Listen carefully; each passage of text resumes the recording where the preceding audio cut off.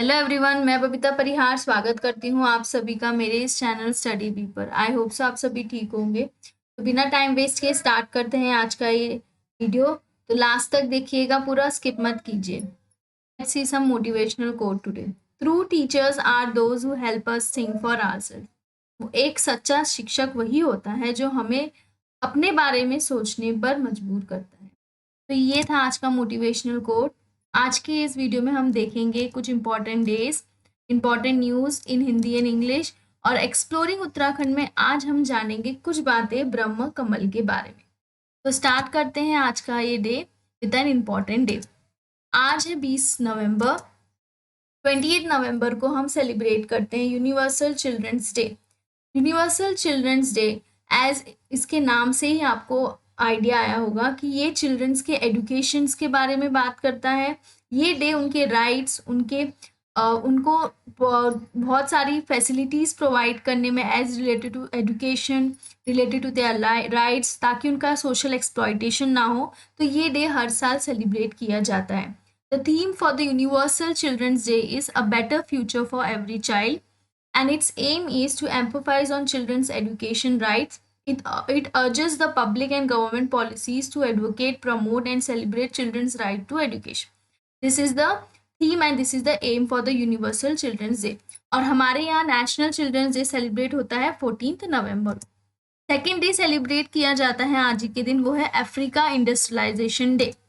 African industrialization celebrate करने का main motive ये है कि जो भी अफ्रीकन कंट्रीज है, अफ्रीकन कॉन्टिनेंट के अंदर जो भी अफ्रीकन कंट्रीज आती हैं, उन्हें इंडस्ट्रियलाइजेशन में खूब सारी फैसिलिटीज प्रोवाइड करना, ताकि वो अपने कंट्रीज का डेवलपमेंट कर सके। तो the theme for today 2022 African industrialization day is financing Africa's post कोविड-19 डेवलपमेंट। जो भी नुकसान वहाँ पे कोविड-19 की वजह से हुआ है, उन्हें फाइनेंस करना, उन्हें हेल्प करना, ताकि वो अपने कंट्री को अपलिफ्ट कर सके। So this was 2 important days for today. Next we will go to some news. This news are from the different newspapers. इन्हें मैंने यहाँ कलेक्ट करके अलग अलग स्लाइड्स में रखा है, so that आपको हर एक न्यूज़पेपर से important न्यूज़ मिले for education purpose also and for general awareness also. So let's start with some daily updates today. 32 teams faces Qatar heat in fight for top trophy. So FIFA world cup चल रहे हैं 2022 Qatar में, जहाँ पे 32 teams participate करेंगी, 64 matches होंगे। So this FIFA World Cup is going to start हो चुका है, आज से ही स्टार्ट होगा 20 नवंबर से, और ये कतर में ऑर्गेनाइज किया गया है। Next is some national news. Modi inaugurates Donyi Polo airport in Arunachal. Arunachal Pradesh में एक एयरपोर्ट को इनॉग्रेट किया है मोदी जी ने कल के दिन। वो है डोनी पोलो एयरपोर्ट, जो सीधा अरुणाचल की कैपिटल ईटानगर को कनेक्ट करेगा, सो दैट ट्रैवलिंग ईजी हो जाए। इसका काम 2019 में ही शुरू हो चुका था, ये कल जाके कंप्लीट होकर इसका इनॉग्रेशन किया गया है मोदी जी के द्वारा। Next is some sports related. Continuously हम 3-4 दिन से ये न्यूज़ देख रहे हैं कि मनिका बत्रा जो सेमीफाइनल में पहुंच गई थी कल, उन्होंने ब्रॉन्ज मेडल हासिल कर लिया है। That's a good news for India. It's a first time कि कोई टेबल टेनिस में ब्रॉन्ज मेडल जीत के आया है, and she has defeated the Japan जो वर्ल्ड नंबर 6 पे है। So she has won the bronze medal. It's a medal, it's a historical movement for India. Next is some first book on India's political cartography launched in Doon. So Doon में एक book launch की गई है India's political पे। उसका नाम है, यहाँ पे उसका नाम मेंशन किया गया है, मैं उसको हाईलाइट कर देती हूँ। We the people of the states of Bharat. ये बुक लिखी गई है संजीव चोपड़ा के द्वारा।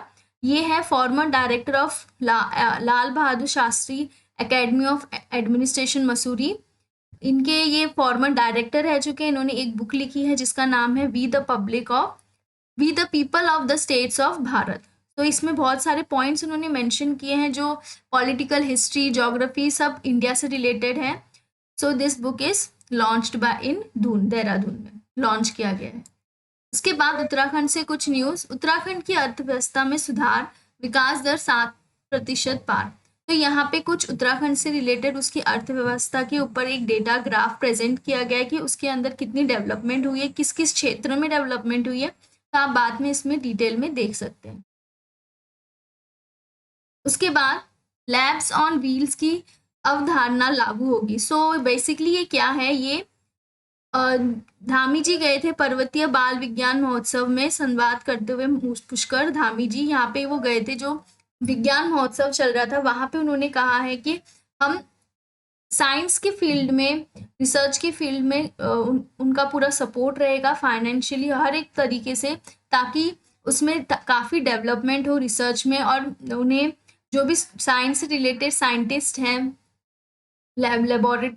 लेबोरेटरीज है, उसमें डेवलपमेंट हो, और स्टेट में इस फील्ड में यूथ्स की जो मोटिवेशन है, जो रुचि है, वो बढ़े। तो ये उनका मेन मोटिव था यहाँ पे जाना, और यहाँ पे उन्होंने कुछ बातें इस रिलेटेड कही, और यहाँ पे उन्होंने 5 वैज्ञानिकों को भी सम्मानित किया पुरस्कार देकर। तो यहाँ पे उनके नाम मेंशन किए गए हैं, कौन कौन वो साइंटिस्ट है जिन्हें उन्होंने सम्मानित किया था ये वाले महोत्सव में। तो this was related to science. Next ये थे न्यूज़ आज के। उसके बाद हम देखेंगे एक्सप्लोरेशन ऑफ उत्तराखंड में ब्रह्म कमल के बारे में। सो ब्रह्म कमल एक फ्लावर है, जो एक स्टेट फ्लावर है उत्तराखंड का। तो इसका हम जोग्राफिकल लोकेशन प्लस इसकी साइंटिफिक नेम और इसकी जो मान्यताएं हैं, जो मेडिकल यूसेस भी हैं इसके, तो हर एक पहलू में हम एक एक करके देखेंगे और उसे जानेंगे कि इसकी क्या क्या इम्पोर्टेंस है, और ये इतना फेमस फ्लावर क्यों है, इतना प्रसिद्ध क्यों है रिलीजियसली भी और उत्तराखंड के लिए भी। तो ब्रह्म कमल, इसका साइंटिफिक नेम है सोसेरा अबवोलाटा, इसका ये साइंटिफिक नेम है। ये एक स्टेट फ्लावर है उत्तराखंड का, और ये मेनली मिलता है ऊंची घाटियों में, जैसे Kedarnath, valley of flowers, Hemkund Sahib और तुंगनाथ में। मेनली ये 3000 से 4000 के 5000 के मीटर की ऊंचाई पे ही पाया जाता है। प्लस ये अप्रैल से लेके अक्टूबर के बीच में ग्रोन होता है। यही उसका मेन सीजन है जिसमें इसकी ज़्यादा ये नज़र आती है ये फ्लावर। प्लस इसके अलग अलग नाम से भी इसे पुकारा जाता है, जैसे कि किंग ऑफ हिमालयन फ्लावर, ये इसका एक नाम है। दूसरा है queen of night, lady of the night. अब ये क्वीन ऑफ नाइट और लेडी ऑफ नाइट, नाइट से इसका क्या संबंध है? नाइट से इसका ये संबंध है क्योंकि ये साल में सिर्फ एक ही बार ब्लूम होती है, खिलती है, एक ही बार खिलती है, वो भी रात के समय सनसेट होने के बाद। तो ये इसकी एक खासियत है, जो जिस वजह से इसका नाम नाइट ऑफ क्वीन भी रखा गया है और लेडी ऑफ द नाइट भी रखा गया है। तो इसलिए इसका नाम ये रखा गया है। सो मैंने यहाँ पे मेंशन किया है कि this flower blooms only 1 night in a year, the Brahma Kamal only blooms after sunset, रात के समय ये ब्लूम करती है।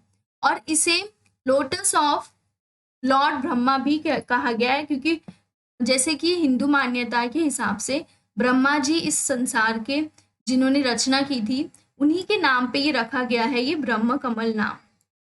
उसके बाद इसके जो रिलीजियस बिलीफ है, रिलीजियसली इसका ये बिलीव है कि मेनली ये टेम्पल्स में ऑफर किया जाता है, चढ़ाया जाता है, जिस कहते हैं कि ये फूल भगवान को भी प्रिय है, इसलिए ये केदारनाथ, बद्रीनाथ ऐसे जो बड़े बड़े धाम है, यहाँ पे इन फूलों को चढ़ाया जाता है। प्लस ये प्रसाद के रूप में भी वहाँ पे मिलता है। सो दैट इनका लोगों का, भक्तों का मानना है कि इससे चढ़ाने से भगवान उनसे प्रसन्न हो जाएंगे, तो ये भगवानों को चढ़ाया जाता है। सेकेंडली ये इंडिया के अलावा म्यांमार, तिब्बत ऐसी जगहों पे भी पाया जाता है ये फूल। उसके बाद इसका जो मेडिकली भी ये बहुत इफेक्टिव है, जैसे कि मेडिकल साइंस में ये हर्ब का यूज़ किया जाता है फीवर ट्रीट करने में, लीवर इन्फेक्शन ट्रीट करने में, और मोस्टली जो लोकल लोग हैं वहाँ पे इस फूल का यूज़ करते हैं कट्स में। जैसे अगर किसी को खरोच आ गई, कुछ कट लग गया, तो उसमें भी इसके पेटल्स का इसका यूज़ किया जाता है। एक और कहानी इससे जुड़ती है शिव जी की, जो ज़्यादा जो ज़्यादा प्रसिद्ध कहानी है, ऐसे तो बहुत सारी कहानी है लेकिन जो सबसे ज़्यादा प्रसिद्ध कहानी जो शिव जी से है इसकी, वो ये है कि जब शिव जी ने गणेश जी का सर काटा था और उसके बाद उनमें जो हाथी का लगाया गया था, तो उस समय उसमें जान डालने के लिए पार्वती जी ने ब्रह्मा जी से कहा था, तो उन्होंने इस फूल से, ये फूल उन्हें दिया था और इस फूल का जो जल उनके उसमें गया तो इससे उनकी जो जीवनी है वो वापस आ गई, उनमें लाइफ आ गई। तो इसलिए भी इस फूल का इम्पोर्टेंस माना जाता है और ये देव कहते हैं कि ये देवताओं का सबसे प्रिय फूल है। तो इसलिए ही अगर उत्तराखंड एक देवभूमि है तो उत्तराखंड में इसे ही स्टेट फ्लावर का दर्जा दिया गया है। तो दिस वॉज अबाउट ब्रह्म कमल। ये सारी पॉइंट्स है जो ब्रह्म कमल से रिलेटेड करती हैं। आई होप सो आपको ये अच्छा लगा हो, पसंद आया हो और आपको इससे बहुत सारी इंफॉर्मेशन मिली हो। सो ऐसे ही मैंने प्रीवियस वीडियोस में भी बहुत सारे अलग अलग चीज़ों के बारे में बताया है उत्तराखंड से रिलेटेड। जिन्होंने भी वो वीडियोस नहीं देखे हैं वो जाकर डिस्क्रिप्शन में लिंक में क्लिक करके देख सकते हैं। ये है कुछ ब्रह्म कमल के पिक्चर्स जो आप देख सकते हैं, जो ऊंची ऊंची घाटियों में मिलती हैं, ऐसे वो खिले रहते हैं वहां पे। अब आते हैं कुछ क्वेश्चन आंसर्स की तरफ। क्वेश्चन आंसर्स में ये क्वेश्चंस आपके फ्यूचर एग्जाम्स में बन सकते हैं, कोई भी कॉम्पिटिटिव एग्जाम्स में ये क्वेश्चंस आपके बन सकते हैं। तो मैंने ये क्वेश्चंस कुछ यहाँ पे रखे हैं, इसे एक एक करके हम देखेंगे। First of all, which state flower is Brahma Kamal? Himachal Pradesh, Uttarakhand, Jammu and Kashmir, Uttar Pradesh. तो कौन सी स्टेट का स्टेट फ्लावर है ब्रह्म कमल? तो वो है उत्तराखंड का। The correct answer is B.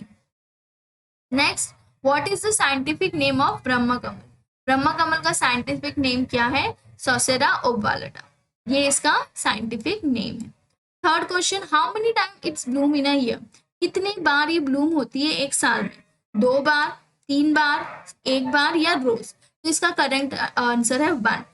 इसका तो ये वंस इन अ ईयर ही ब्लूम होती है, एक ही बार खिलती है, वो भी सनसेट के बाद। इसलिए ये भी कहा जाता है कि अगर जो इसे खिलते हुए देखे और खिलते समय कुछ विश मांगे तो वो विश भी फुलफिल हो जाती है और वो ऐसा कर सकता है। सो this is also one kind of belief of the people in this flower. So this was the questions related to ब्रह्म कमल। सो आज का एक्सप्लेनेशन ऑफ उत्तराखंड में हमने ब्रह्म कमल के बारे में जाना।